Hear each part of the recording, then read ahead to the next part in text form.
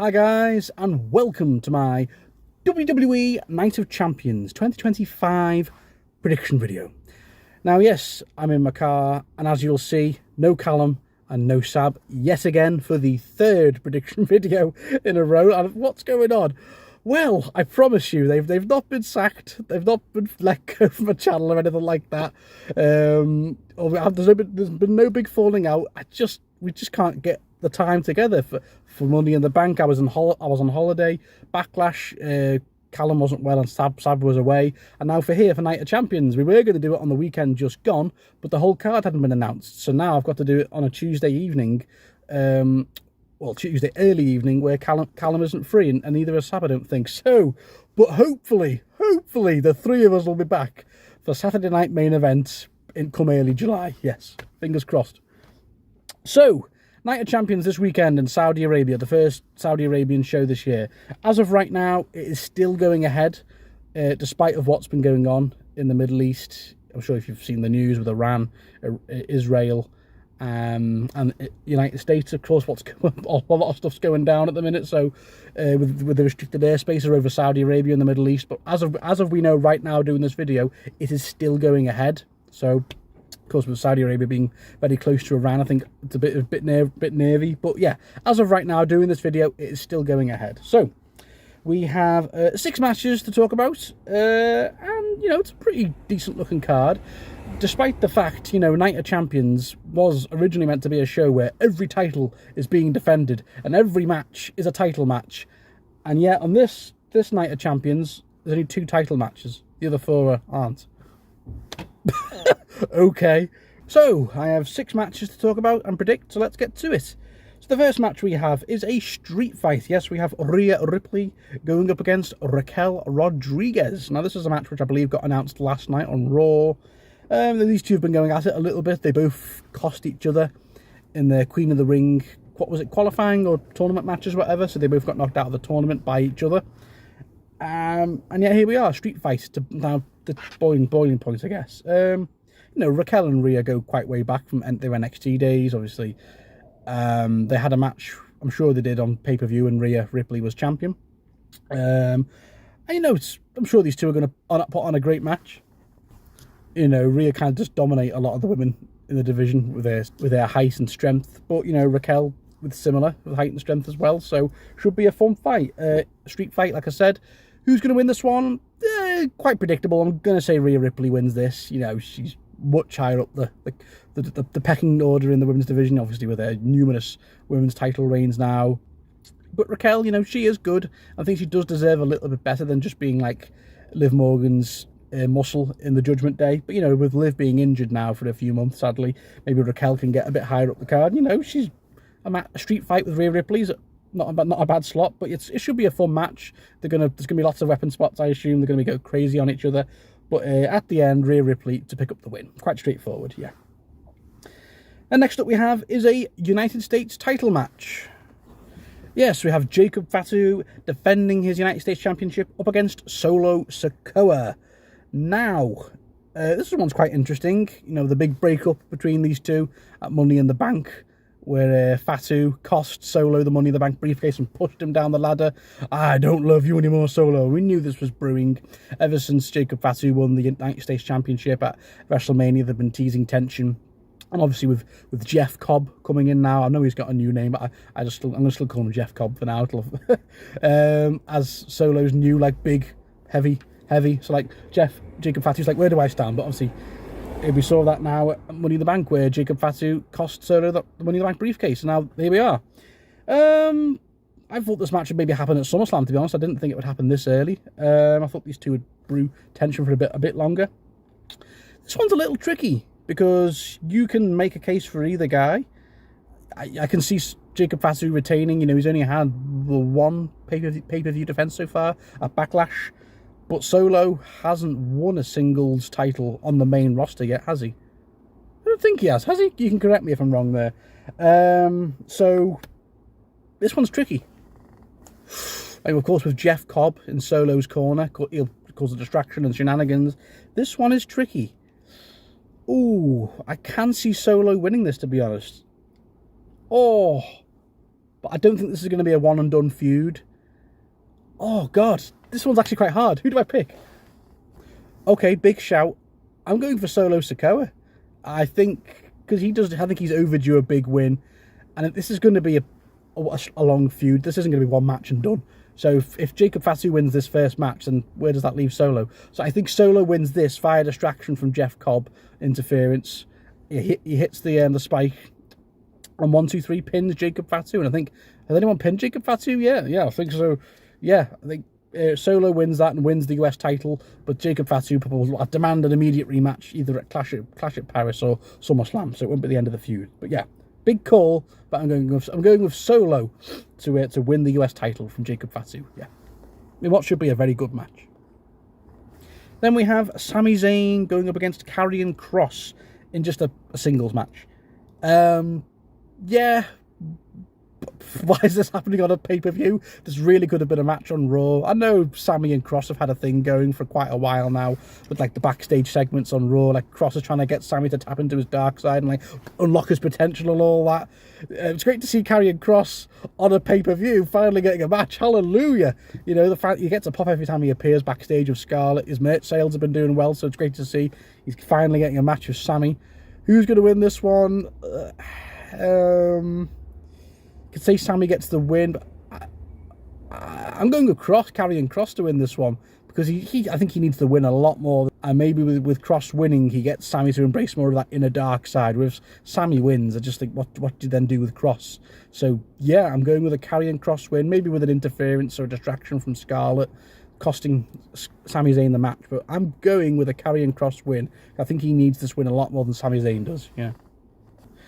And then on to the Queen of the Ring final, which of course the Queen and King of the Ring tournament finals are taking place here. So we have Asuka, a returning Asuka, going up against Jade Cargill. Ooh, for the Queen of the Ring final. Of course, the winner, just like the men's, will get a title match at SummerSlam. World title match at SummerSlam. So, woohoo! This should be a great match. Asuka and Jade Cargill going one-on-one. Oh, yeah. Great to see Asuka back, of course. She only recently returned, but she's advanced to the final. Same with Jade Cargill when she beat Roxanne Perez last night. Who's going to win this one? Oh, it's quite a few tricky matches because do you want Asuka losing already when she's already just come back? But Jade Cargill, they're definitely like protecting her. She's had very few losses, I think, Jade. But part of me's thinking, does Naomi cost Jade the match here? And then we get Asuka and Io Sky at SummerSlam. Come on, that match right there. But I can't see Jade Cargill losing either unless it's a distraction from Naomi or something. Oh, this is hard. This is hard. Oh, God, another hard one. Oh, it could be either. Flip of a coin, but I'm going with Asuka. Because I think, like I said, she's just come back. And like her and Io Sky at SummerSlam, take my money. So I really want to see that. And I think Jade Cargill can still definitely get a title match. Maybe there'll be another title opportunity. So I think maybe Naomi costs Jade Cargill the match here as payback for her WrestleMania defeat. I don't know, but yeah. But if Jade, I can see Jade winning too, but I don't want to see Asuka lose already coming back. But yeah, definitely tough one to call. But I'm going with Asuka to become Queen of the Ring here. And then the men's King of the Ring final. Yes, very interesting. Yes, we have Randy Orton going up against Cody Rhodes. Woohoo! Oh boy. We've been waiting for this match for a long time. You know, back when Cody was champion for a year, we were speculating when is he going to go up against Randy. You know, like these two go way back. What was it, Legacy days? So, like, come on, we've got to get this Randy and Cody match at some point. They teased it several times, and here we are. Even though it's not for the title, it's for who's going to be the #1 contender for SummerSlam. I'm looking forward to this, obviously. You know, like I said, we wanted this match for so long, and here we go, finally. Randy and Cody one-on-one. Who's going to win here? I think it's going to be a great 20-plus minute match. These two are going to go crazy. Who's going to win, though? I think it's quite obvious. I'm going with Cody Rhodes. I think it's quite obvious, unfortunately. I do think we're going to get Randy and John Cena again. at SummerSlam. Spoiler for my prediction for the next match. Anyway, so I think Cody's definitely going to get that rematch against John Cena at SummerSlam, so it just makes sense here that he wins in what is going to be a great match. There's going to be RKOs, lots of kickouts. There's going to be a few crossroads before he gets the win, because these two know each other so well. They're going to have great chemistry in the ring. But yeah, at the end of like a hard-fought match, Cody Rhodes hits that crossroads, third or fourth crossroads, to win, become king of the ring, and yet he gets his rematch with John Cena at SummerSlam. Spoiler for my next match prediction. Yes, but it's going to be a great match, but I think it's quite predictable that Cody Rhodes gets the win and becomes king of the ring. Then on to the main event, which I assume will be, yes, definitely the main event. Yes, we have John Cena defending his undisputed world championship, going up against CM Punk in a obviously big title defense here, which will probably main event. Woohoo! Another match, which I think a lot of us are hyped up for. Pretty good card, this, I have to say. Yes, John Cena and CM Punk. You know, these two go so far back. Back to the when these two had like that epic rivalry in like 2008, 9, 10. 11 and 12 and 13, you know, like an epic 5-year rivalry these two had back in the day. And here we are now, 2025, just like when we had Cena and Randy, now we're getting Cena and Punk, another one of his biggest rivals. 12 years later since their last match. Oh. Now, I've enjoyed the rivalry so far, you know, where they cut a promo on each other from back in the day. John Cena cut his own version of the pipe bomb, which was great. He AA'd Punk with the table. It was fantastic, and that was like everyone's saying that's the heel John Cena we've been wanting to see since Elimination Chamber. We're finally getting it now, and it's gonna be a great match. Yeah, it's not gonna be like with Randy and Cena. Both of these guys are in the late 40s now, so it's not gonna be like a 5-star classic they had, say, like at Money in the Bank in 2011 or Night of Champions in 2012. And here we are, Night of Champions 13 years later from these two. Still should be a great match though, I'm sure. It's going to go 20 plus minutes, I assume. However, some fans are saying this is taking place on the wrong show. You know, CM Punk and John Cena, it should have been at Money in the Bank in front of a Chicago crowd. People saying great match, but the wrong show. And it's being pegged also as like the last time these two will meet, just like Randy and John Cena at Backlash.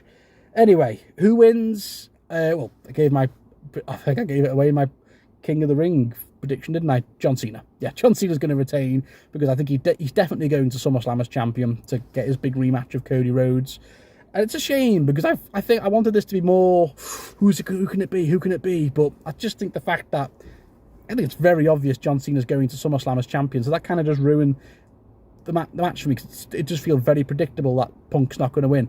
Also, Seth Rollins has been teasing he's going to cash in, so maybe he costs CM Punk the match towards the end with a teased cash in, but he doesn't cash in. Maybe he's going to leave it till SummerSlam.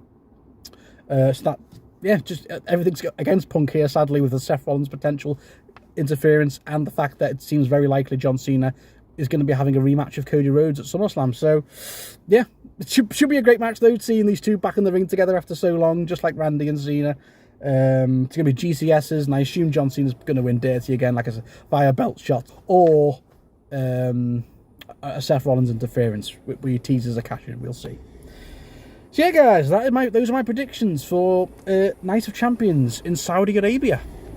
Should be a great show if it does go ahead. Obviously, as of doing this video, it's still going ahead, but we'll see how the situation in the Middle East unfolds in the next few days. Maybe it'll get postponed or moved to another location, a bit safer. We'll see.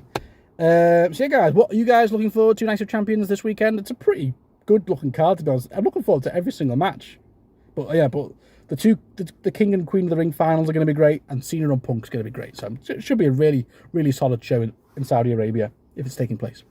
So, what are your predictions, guys? Comment below, let me know.